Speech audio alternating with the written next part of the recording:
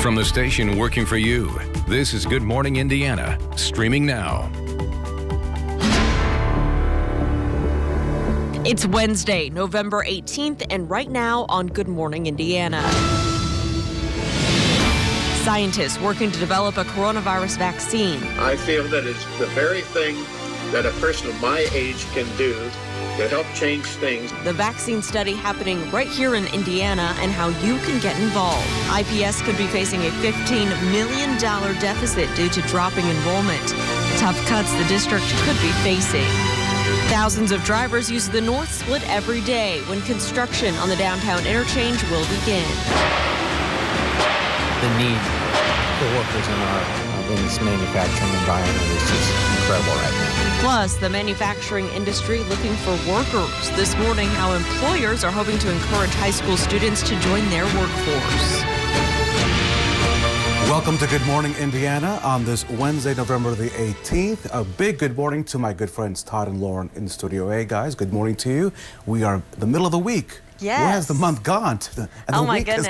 I can't believe that Thanksgiving, you guys, is next week. We're almost a week away. It's just crazy how fast time is flying. And Todd, the temperatures today are cooling down, so it may get you in the spirit for the holidays. Yeah, you know, we're at or below freezing in many locations here this morning, so there definitely is a chill in the air as you get going on this Wednesday morning. The good news is as you walk out the door, we don't have the wind to contend with this morning, so you'll definitely have to bundle up. And look at Terre Haute and Bloomington down to 27 degrees. 33 in Indianapolis, so just a degree above freezing, and then Muncie's at 35. One of the reasons why it's a little warmer here in northern locations compared to southern and western locations is this band of cloud cover. It's just enough to keep the temperatures in the low to mid 30s, but where the skies are clear, that's where we have temperatures in the 20s. But you see the direction that this clearing line is going. It's about to push through Indianapolis, so I would expect probably with the next temperature coming in at the top of the hour at 7 o'clock, we're likely going to be in the 20s. So bundle up. Back off to our west, there's really nothing going on. So it's a sunny day for us. That's the good news. I mentioned not much wind right now, but as the day goes on, that wind will start to increase a little bit across the area and gust up to 25 miles per hour. That's going to make our high in the 50s. Feel more like the 40s. We'll talk more about that for you, as well as temperatures in the 60s starting tomorrow, Lauren, in just a few minutes. All right, Todd, thanks so much. Let's take a look right now at traffic. The good news for your Wednesday morning commute is everything around the metro area and really central Indiana looks to be traveling pretty smoothly, not monitoring any major slowdown. So here's a look at I-65 near West Street and MLK as you're heading into the downtown area. From the northwest sides of town, things are traveling up to speed. Just keep in mind we have some ongoing ramp work just a little north of this spot near MLK. The off-ramp and on-ramp there impacted until Friday. It's been an ongoing project, so just keep that in mind if that's part of your commute. Raphael?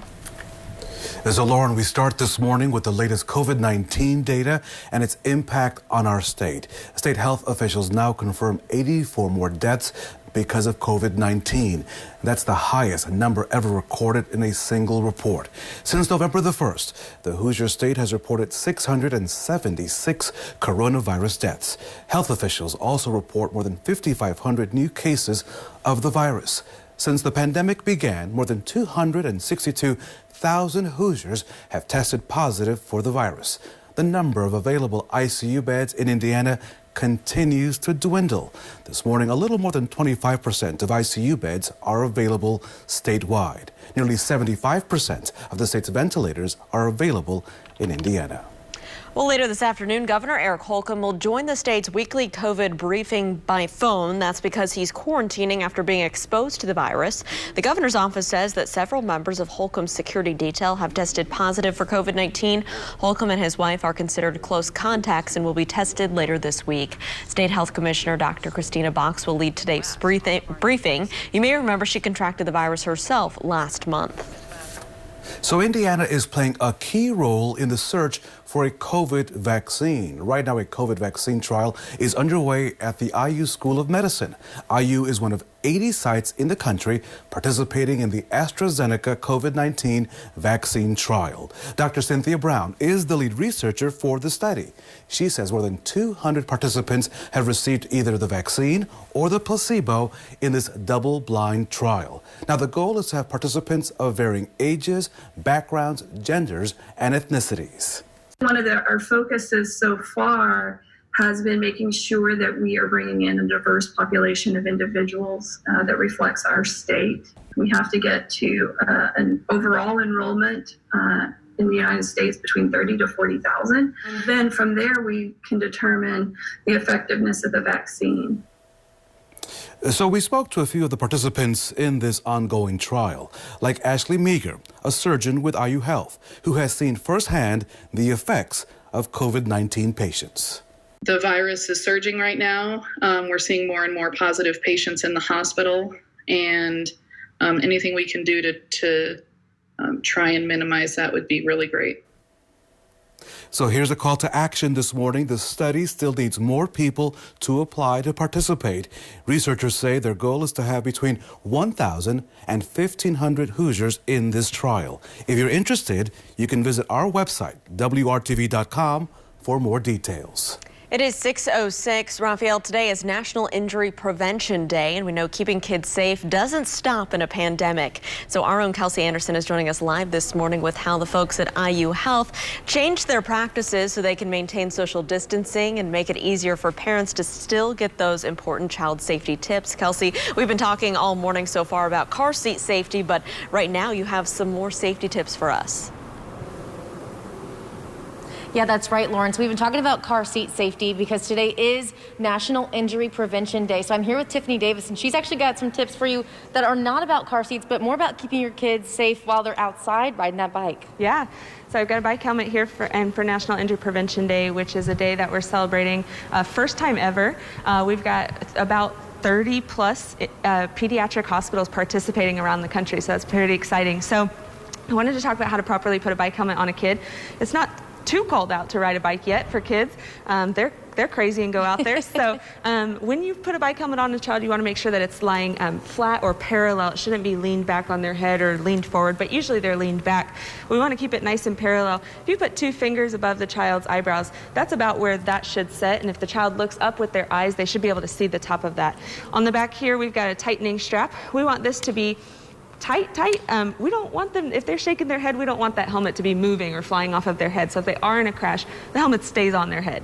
Then we've got our straps down here, and I often see these really, really loose. We don't want that to be super loose. So when this is tightened under the child's chin, if they're opening their mouth, maybe they feel a tug. They should feel that tug, meaning it's tight underneath their chin.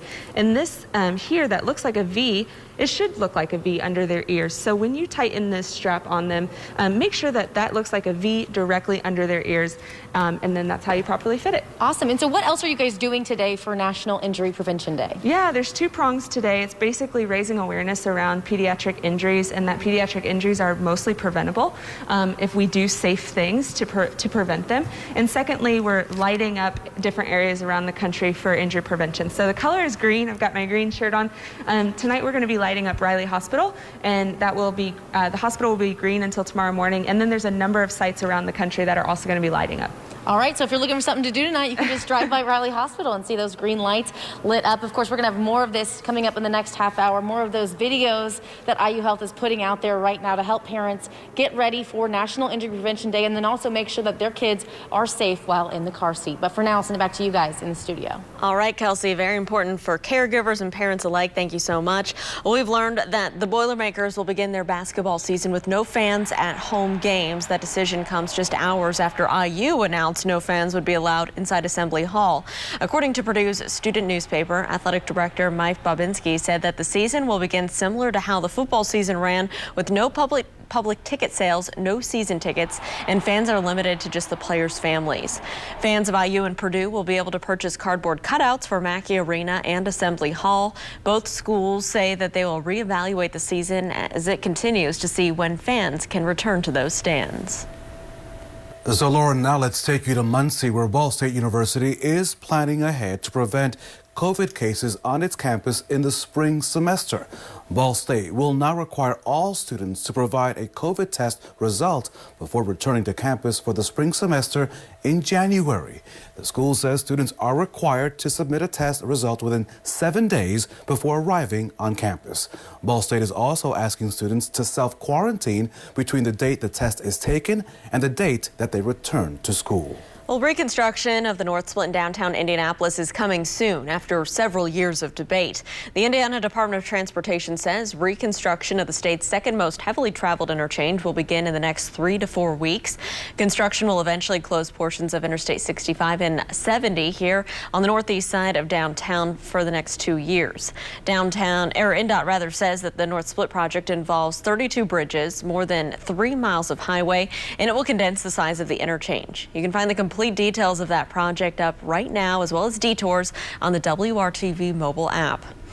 Well, Indiana manufacturers are still in desperate need of skilled employees. So still ahead, how they hope to encourage high school students to join their workforce. Todd. Yesterday was the coolest high temperature that we'll have for the remainder of the week. Today we finally get back to seasonable levels, which is right around 51, 52 degrees, depending on where you live here in central Indiana. But we're going above normal to round out the work week, only to see temperatures cool down a little bit heading into the weekend as rain showers return to the forecast. We'll break it all down for you coming up in your WRTV Storm Team forecast when Good Morning Indiana continues in just a couple minutes.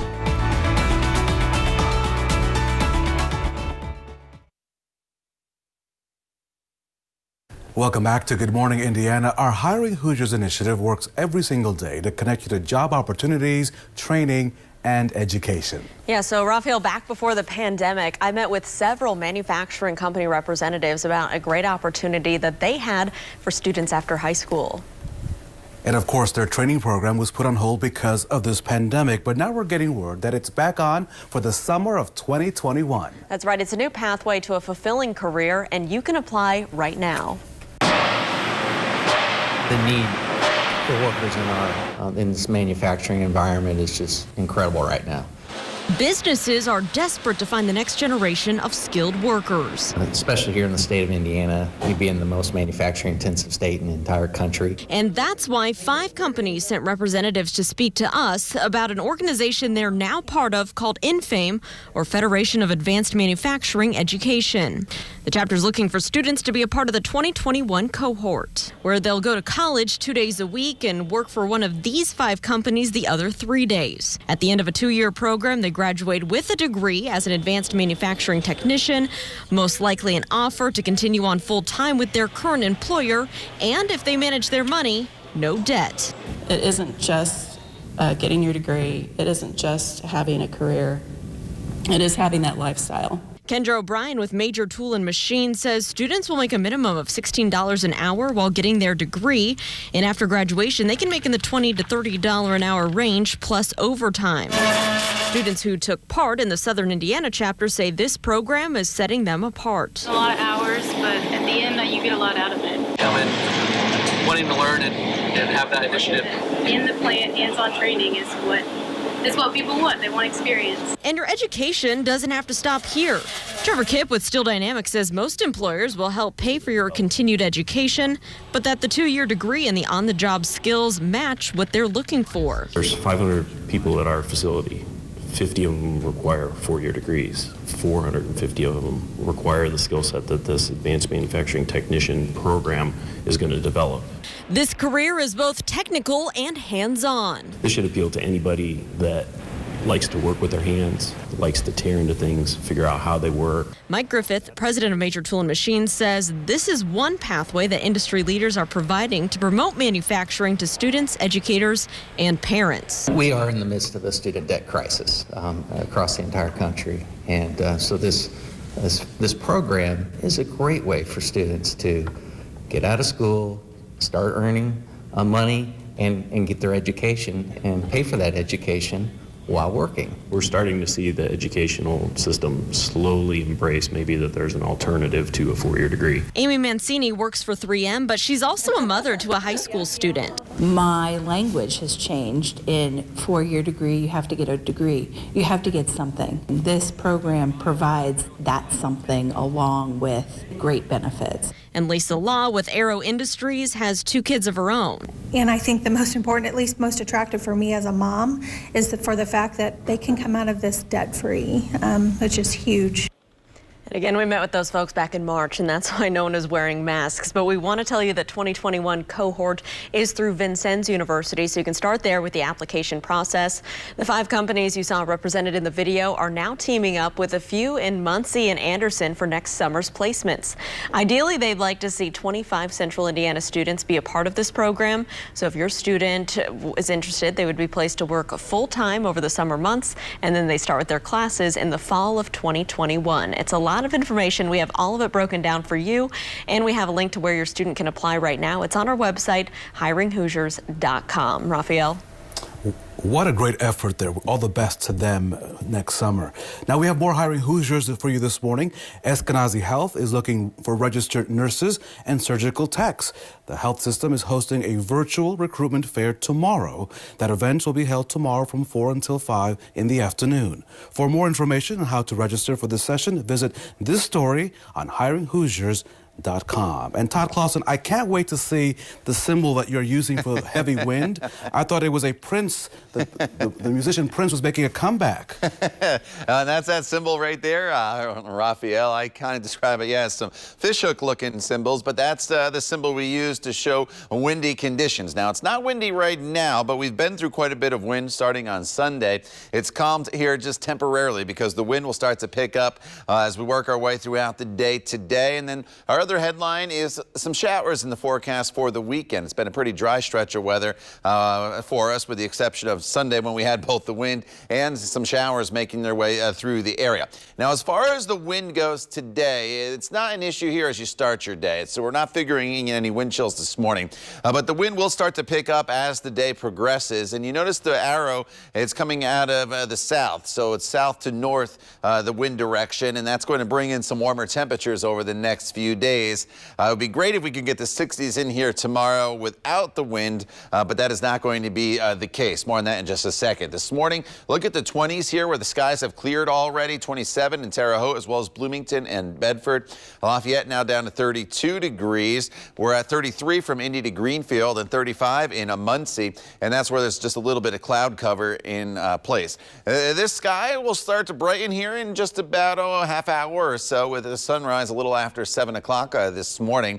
And as soon as the sun comes up with the light winds today, we will warm pretty quickly, climbing from right around freezing into the mid-40s already by the noon hour. And then we'll continue to see our temperatures climb from that point forward. And I mentioned that little band of cloud cover that's keeping the temperatures up. Where the skies are clear, that's where we are in the 20s. But you notice the clearing line just now making its way through Indianapolis. So I would expect here, when we get the new temperature reading in from the airport at the top of the hour, that we're likely going to be at least 29 to right around 30 degrees in the city, and that puts us below freezing, obviously.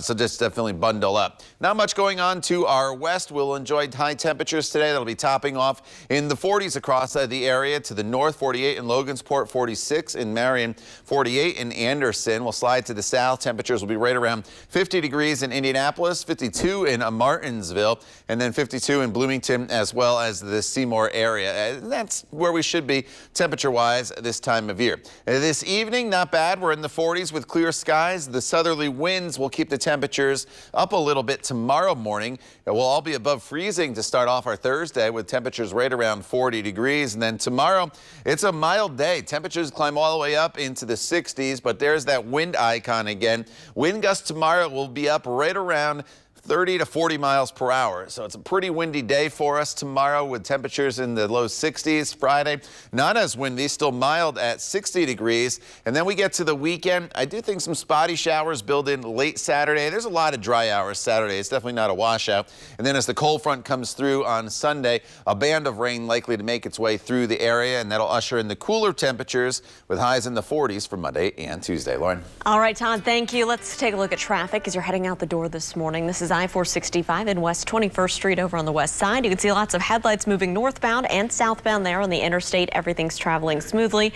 Not monitoring any major crashes or delays to slow down your commute. So that's great news if you're heading out the door at this early hour. Raphael. So office buildings across the country, right, they're sitting empty as the pandemic forces people to work from home. Still ahead, how those working from home could face a costly surprise at tax time. We'll have that story in just a few moments, but good morning right now to Sheridan, Speedway, and Spencer, all great places to call home right here in central Indiana. You're watching Good Morning Indiana on this Wednesday on WRTV.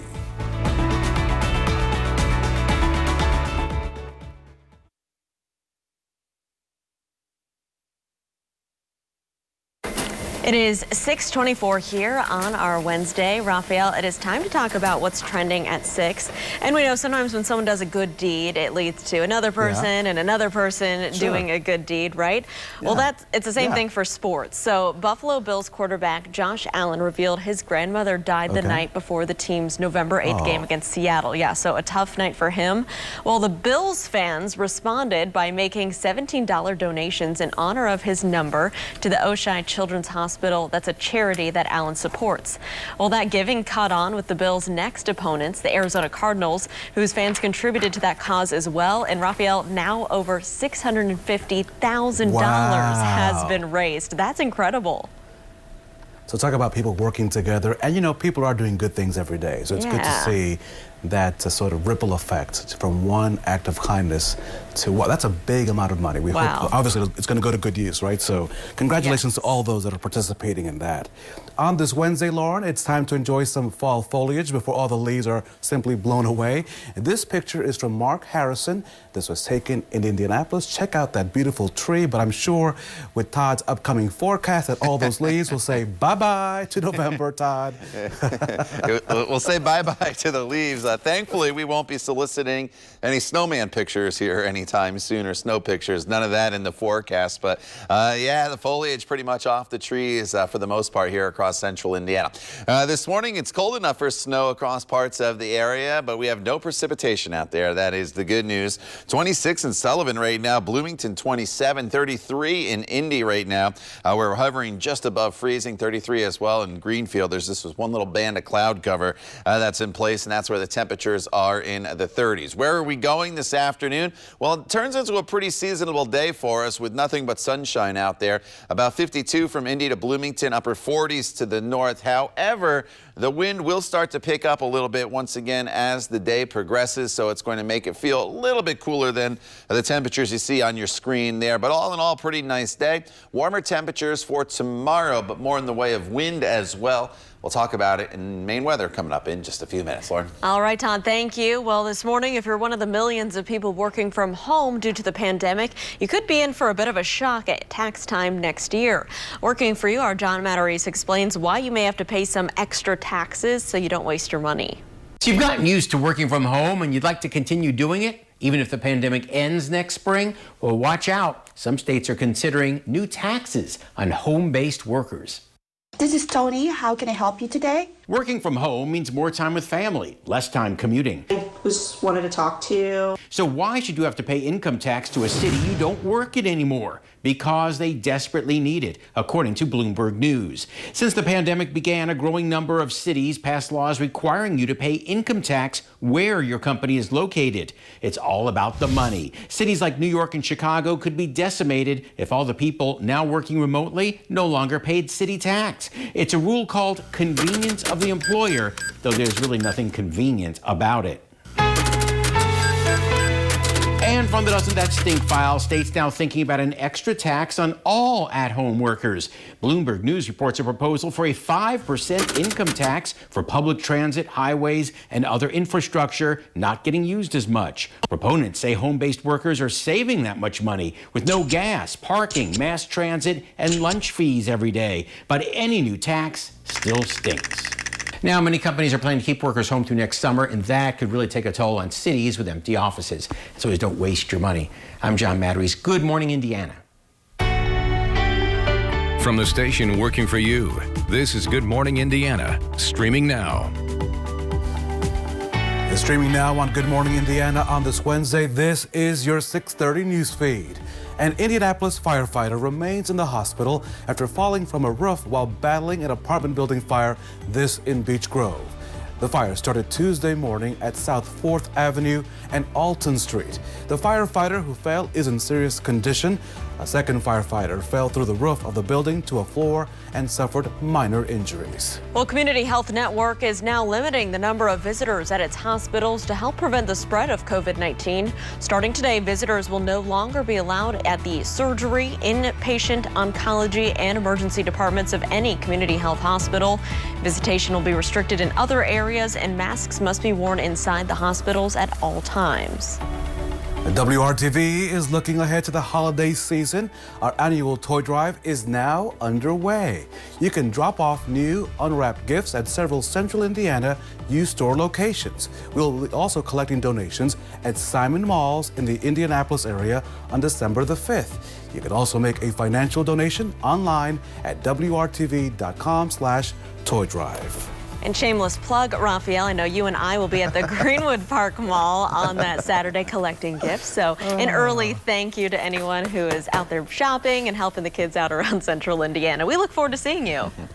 Yeah, and of course, Lauren, we're going to get the gift of warmer temperatures coming up. But Todd Clausen reminds us that there will be some strings attached to this gift. You know, a lot of times there is this time of year. You know, we're going up into the 60s eventually tomorrow, but it's going to be with very windy conditions. Now, this morning there's no wind. That's the good news. We're not factoring any wind chills, but temperatures are pretty chilly with clear skies now across most of the area. 27 in Bloomington, 33 in Indianapolis, Lafayette, right around 32 degrees. There's been this little thin band of cloud cover that's been slowly working its way through the area. It's the leading edge of what will be some warmer air for later on this afternoon and also into your Thursday and a Friday. But as this continues to move through, where the clouds are in place, temperatures are in the 30s, and where the skies are clear this morning, that's where we find temperatures in the 20s. So I am expecting some of you that are in the 30s still to fall into the 20s before sunrise here and starting the warmth throughout the course of the morning hours. So as you plan out your day today, it's sunny from start to finish. You don't have to worry about anything in the way of precipitation. But notice the temperatures. We're still chilly here through about 9 a.m. and then we take the big jump forward into the 11 o'clock hour. Highs today will be right around 50 degrees. As the temperatures come up, so do the wind speeds. It does turn a little breezy this afternoon, but it's not as windy as it will be tomorrow. We'll talk more about that for you coming up in just a couple minutes. All right, Todd, thanks. Let's take a look right now at traffic as you're heading out on the roads. This is I-465 in Binford Boulevard there. Up near I-69 on the northeast side. You can see traffic is busy, but everything's traveling smoothly. As you can see, we'll continue to monitor things and let you know if there are any trouble spots to avoid. Well, today is National Injury Prevention Day, and IU Health, they've been adapting their car seat safety training as we practice social distancing in this pandemic. And Raphael, all morning long, we've been showing you some important safety tips, and I gotta say that Tiffany here helped install all of Archie's car seats before he was born. Oh, wow. We learned so much. So this is really helpful information for parents. Yeah, those car seats can be so difficult to put in for anybody. So it's great to have this resource right in our community. Our Kelsey Anderson joins us live now with many more details. Kelsey, good morning. Hey, good morning. So like Lauren said, Tiffany has been super helpful. I feel like I've already learned so much, and I'm not even a parent yet. So I'm glad we're here this morning. So because of this pandemic, they have not been able to do what they normally do. Tiffany usually helps people get their car seats ready to go before they head home with their baby, right before.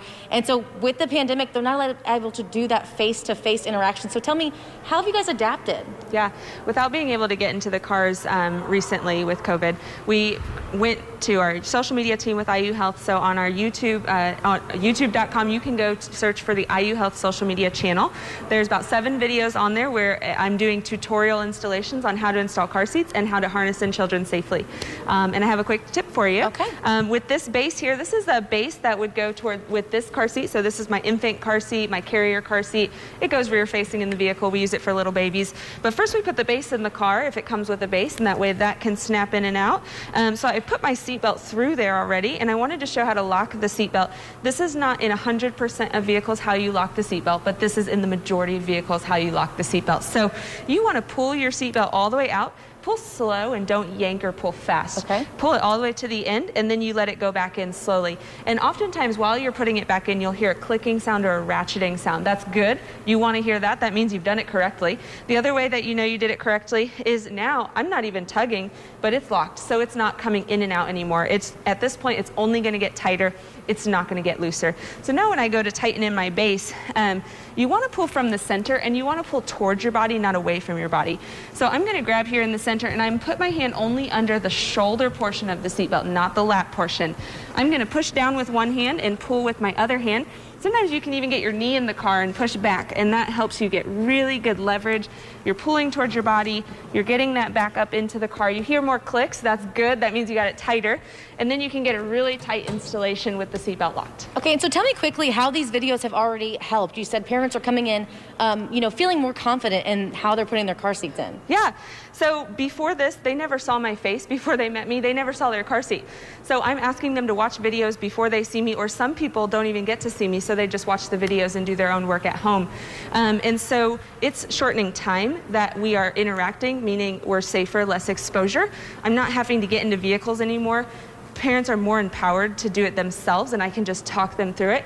And our appointments are shorter, and everybody likes a shorter appointment because we're all busy people. Definitely. Well, thank you so much for being here with us this morning. Again, that YouTube channel is IU Health Social Media. Tiffany's got several videos on there for you right now. They are at the top of that feed. So again, that's IU Health Social Media on YouTube.com. I've got it linked for you also over on my Twitter page. But for now, I'll send it back to you guys in the studio. All right, super helpful information there, Kelsey and Tiffany. Thank you so much.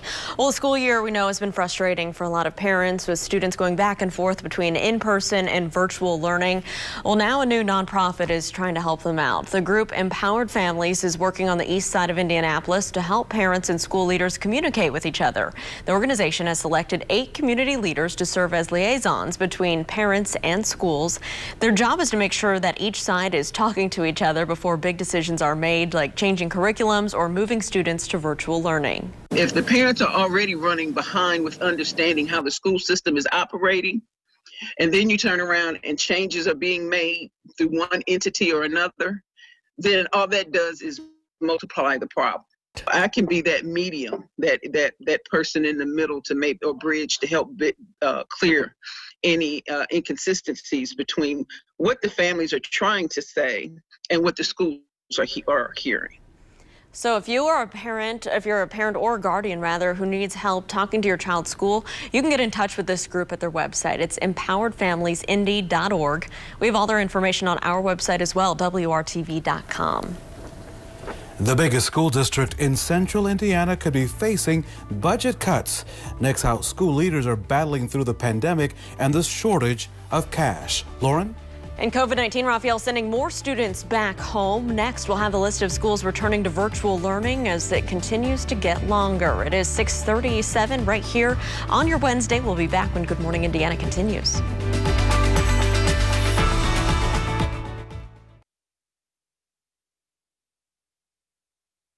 We begin now with some breaking news into the WRTV newsroom. The U.S. Attorney for the Southern District of Indiana is stepping down. Josh Minkler said in an email this morning that he will be leaving the U.S. Attorney's office in Indianapolis to join a private law firm. Minkler has served as the region's top federal prosecutor since 2015. He had previously served as a deputy prosecutor under the former U.S. Attorney Joe Hogsett before Hogsett left the office to run for mayor. Minkler says his resignation will take effect this Saturday. Now let's go to the latest on COVID-19. Indiana setting a grim record after a spike in deaths from the virus. The State Department of Health reporting 84 more Hoosiers have died with COVID-19. That brings Indiana's death toll to more than 4,700. Already this month, 679 deaths have been confirmed in the state. That's more than double the number in September. 5,541 new cases of the virus were also reported. Indiana has confirmed more than 262,000 total cases since this pandemic began. And this afternoon, the governor is expected to give an update on the spread in Indiana counties. And this is the current map here, and it shows 9 counties are in the red. Most of the others are in the orange right now. Under the new statewide restrictions, these colored categories limit the amount of people who are allowed at social gatherings. So orange, you're allowed no more than 50 people. Red is 25 people. Again, the status of each county is going to be updated around 2:30 this afternoon. We're going to be streaming the governor's press conference on WRTV.com and also on the WRTV Facebook page. Raphael. So, Lauren, IPS is facing a $15.3 million budget deficit. The source, mainly 5-year-olds who did not enroll in kindergarten because IPS was among the last to return to in-person learning this fall. So because of that, possible budget cuts have not been determined. You already done a lot of cutting or consolidating different bus services, closing high schools. What more is there left to cut off the bone? I don't believe we are in a unique position. If you look at school districts across the state and country, many of us are down from an enrollment standpoint. Many of us are going to find ourselves facing budget shortfalls and are going to have to make some tough decisions, just like a family would sit around the table when they have less money in their monthly budget and decide what can we keep and what can we not. You have worked really hard to get the students back and staff to get back into safe environments in light of the numbers.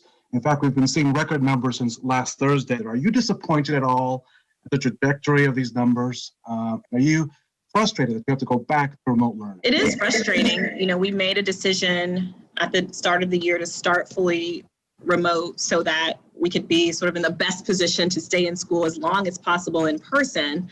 And I certainly understood the risk of doing that, of knowing we would potentially get to this place where we'd have to once again make a pivot. But I think it just can't be understated how important it is for the collective, the community to understand that those individual decisions really do impact what happens in our community and what happens in our schools. And we're still waiting for more details on those potential cutbacks, but the superintendent says when they do occur, they may occur over a couple of years. Lauren? Rafaela Middle School up in Muncie is closing immediately after the entire front office was exposed to COVID-19. Officials with Southside Middle School say that a staff member received a positive test last night. The entire front office staff and administration were exposed, and they're now in a 14-day quarantine. So as a result, the school says it will be shifting to e-learning until after Thanksgiving break. After-school activities are also canceled during this time. All other Muncie community school buildings will remain open. Now let's take you to Fishers, with Hamilton Southeastern schools are also making that transition to remote learning. So starting tomorrow, pre-K through 6th graders will return to e-learning, making the district 100% virtual. The school leaders say a strain on staffing is behind this latest decision. They say 94 teachers and instructional staff members requested a sub just yesterday. The district's current fill rate is only about 50%. Some parents, as you can imagine, are frustrated by the short notice. There's not a lot of time to scramble to figure out things right now. My son's in 3rd and my daughter's in kindergarten, so it isn't like you can be away from them while they do it. You have to monitor that. The students in grades 7 through 12 at Hamilton Southeastern are already attending class virtually. Now, Fishers Mayor Scott Fadness says the city will do whatever it can to help get kids back in the classroom. He announced yesterday that the city will have a second expedited COVID-19 site, especially for teachers, students, and their families. We have more details on what schools qualify and how to get an appointment on our website, WRTV.com. At 6:44, there's progress on a COVID-19 vaccine, but there's still a lot of questions that need to be answered. Next, how a major issue will be getting the vaccine safely to those who need it. Todd. And the winds are nice and calm here this morning, giving us a reprieve from what has been a pretty windy stretch of weather. Unfortunately, though, these winds will start to pick up throughout the course of the day. It becomes breezy throughout the afternoon hours today, and then downright windy once again for your Thursday. The good news is there's southerly winds, so we'll bring some warmer temperatures with it. We'll lay it all out for you coming up in your WRTV Storm Team forecast when Good Morning Indiana continues.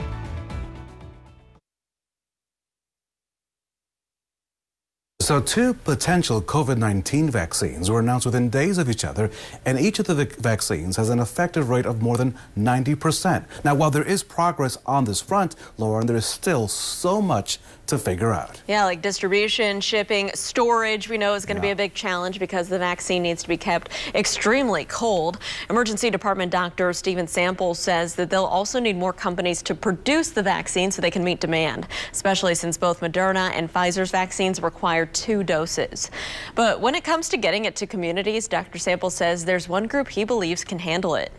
I think that you're going to see a lot of National Guard members, popping up clinics and stuff like that. That's just, I feel like that is a very efficient government way to distribute something. They just call up the soldiers because there are medics and doctors and nurses scattered all through.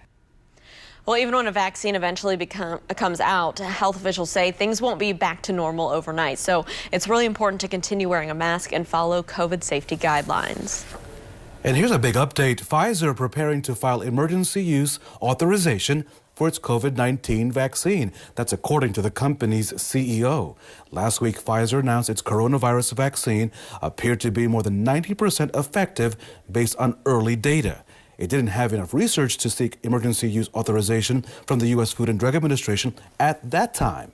But now the company says the vaccine trial has reached its safety milestone. Good news there. Now time to check your forecast on this Wednesday morning. Good morning, TK. Hey, Raphael, good morning to you. Good morning, everybody. We're starting off with a nice calm forecast as far as the wind goes. It's chilly out there. You're looking from IMS back towards the east. And have you been with us here throughout Good Morning Indiana? I've been talking about this band of cloud cover that's been moving through and how it's helped to keep the temperatures in the 30s in some areas. Well, you can see the band of cloud cover now that the sun is coming up off to the east of downtown. If you come back closer to your screen and closer to the camera and off to the west of Indianapolis, that's where the skies have now cleared. And I'm expecting at the top of the hour this temperature in Indianapolis probably to drop into the upper 20s when the new reading comes in. The winds, as I mentioned, nice and calm for right now. That'll be changing as the day goes on. Where the skies have cleared already, we're in the 20s. Greencastle, Bloomington, Bedford to Terre Haute at 27 degrees. Whereas a little bit of cloud cover still lingering. Temperatures are in the 30s. You definitely need to bundle up here this morning as you get going on this Wednesday. As far as the wind goes, while it's calm right now, you will notice the winds start to pick up as the day goes on, and it doesn't become windy. We'll call it breezy this afternoon, but eventually these winds will continue to climb overnight tonight, and tomorrow will be a very windy day for us across the area. What has been a pretty windy week for us, honestly, with that wind advisory that started on Sunday.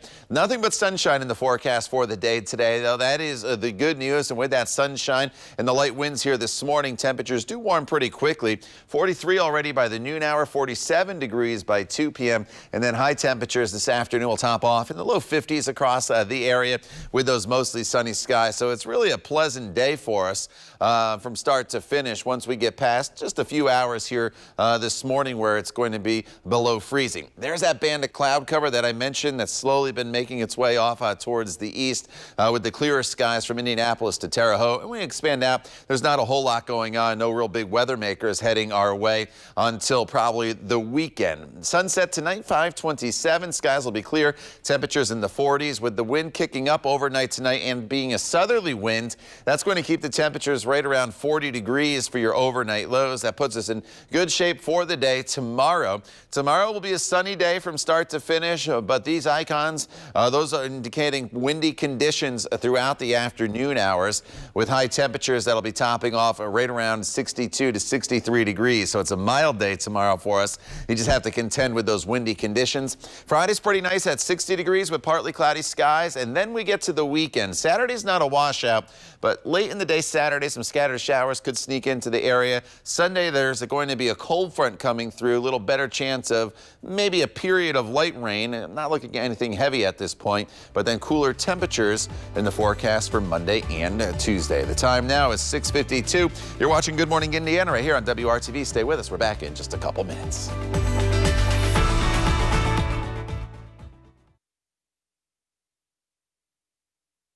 It is 6:55 on Good Morning Indiana. Todd Clausen will have a check of our forecast for this Wednesday coming right up after a look at our top stories. Raphael. And later this afternoon, Lauren, Governor Eric Holcomb will join the state's weekly COVID briefing by phone, and that's because the governor is quarantining after being exposed to the COVID virus. The governor's office says several members of his security detail have tested positive for COVID-19. The state's first family is considered close contacts and will be tested later this week. U.S. Attorney for the Southern District of Indiana stepping down. Josh Minkler said in an email this morning that he'll be leaving the U.S. Attorney's office in Indianapolis to join a private law firm. Minkler has served as the region's top federal prosecutor since 2015. His resignation takes effect this Saturday. Ball State University will require all students to provide a COVID-19 test result before returning to campus for the spring semester in January. The school says students will have to submit a test result within 7 days before arriving on their campus. Reconstruction of the North Split in downtown Indy coming soon after several years of debate. NDOT says the rebuild will begin in the next 3 to 4 weeks. Construction will eventually close portions of I-65 and I-70 on the northeast side of downtown and last 2 years. We have have details and detours and more all on WRTV.com. I'll be wishing I was working from home when this all happens, I think. Not looking forward to that. The benefits. Yeah. Welcome to my living room. It's an oasis. Oh, man. That is going to be a mess, I think, for a while. All right, outside right now. It's pretty quiet. It's cold. You definitely need to bundle up. We're hovering right around the freezing mark, but at least we have the sunshine out there just starting to brighten the sky, as you'll see in just a second. 52 with breezy conditions this afternoon. Tomorrow, 63 and windy. Some wind gusts tomorrow up to 30 to 40 miles per hour. Friday, 60 with calmer winds. And then we get to the weekend, and it's going to be relatively mild, above normal, right around 60 degrees. But some showers late on Saturday, and then better rain chances during the day on Sunday. Following the passage of the cold front on Sunday, highs will be back into the 40s, Lauren. All right, Todd, thank you. And we're back in 25 minutes and all throughout Good Morning America with your local news, weather, and of course, traffic updates. All your news throughout the day can be found on the WRTV mobile app. We'll leave you here with a look at the sun coming up over central Indiana. A beautiful morning out there, but chilly, so bundle up. We hope you have a great Wednesday.